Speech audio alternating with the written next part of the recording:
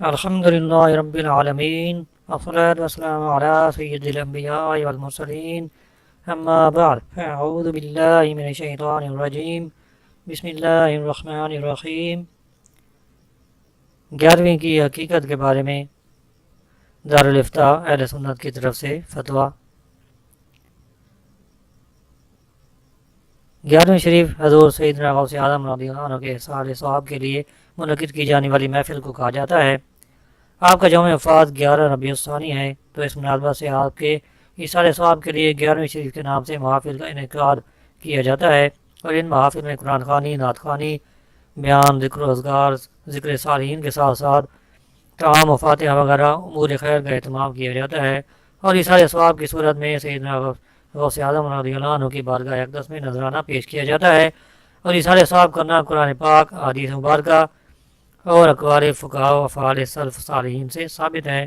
نیز 11ویں شریف کی محفل اور دعا کے لیے کسی خاص جگہ یا وقت کی تعین نہیں ہے، بلکہ یہ کسی بھی جگہ اور کسی وقت،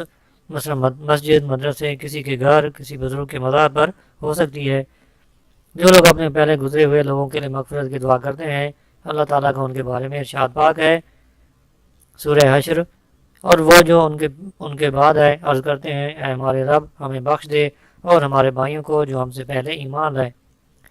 اس آیت کے تحت مفتی احمد جعفر خانیمی رحمۃ اللہ علیہ فرماتے ہیں، اس سے دو مسئلے معلوم ہوئے، ایک یہ کہ صرف اپنے لیے دعا نہ کرے، سلف کے لیے بھی دعا کرے، دوسرے یہ کہ بزرگان دین خصوصاً صحابہ کرام اور اہل بیت کے عرس، ختم، نیاز، فاتحہ اعلیٰ چیزیں ہیں کہ ان میں ان بزرگوں کے لیے دعا ہے۔ بخاری شریف میں ایک حدیث ہے، ایک شخص نے نبی کریم صلی اللہ علیہ وسلم سے عرض کی کہ میری ماں اچانک فوت ہو گئی ہے، اور میرا گمان ہے کہ اگر وہ کچھ بات کر سکتی تو صدقہ کر دیں، اگر میں ان کی طرف سے کچھ صدقہ کروں تو کیا انہیں اجر ملے گا؟ تو آپ نے فرمایا ہاں ملے گا۔ رد المختار میں ہے،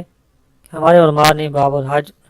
عن الغیر میں صراحت فرمائی ہے کہ انسان اپنے عمل کا ثواب دوسرے کے لیے کر سکتا ہے، نماز ہو، روزہ ہو، صدقہ ہو یا کچھ اور، ایسے ہی ہدایہ میں بھی ہے۔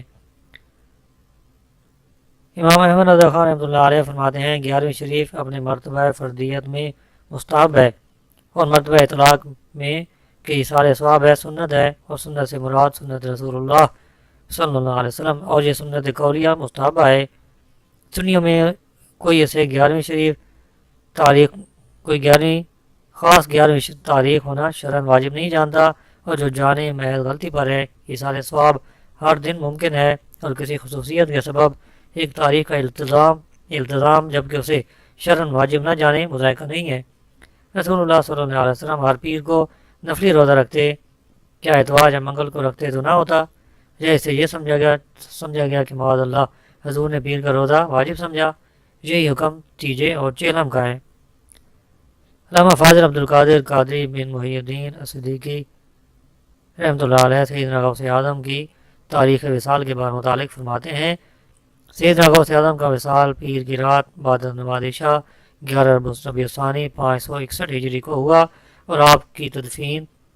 باب ازج میں ہوئی۔ سیدنا غوث اعظم کے عرس سے متعلق شیخ عبدالحق محدث دہلوی رحمۃ اللہ علیہ فرماتے ہیں، ہمارے ہندوستان میں حضور غوث پاک کا یوم عرس 11 ربیع الاخر مشہور ہے، اور یہی تاریخ آپ کی ہندی اولاد و مشائخ میں متعارف ہے۔ اللہ تعالیٰ عمل کرنے کی توفیق عطا فرمائے، وما علینا الا البلاغ المبین۔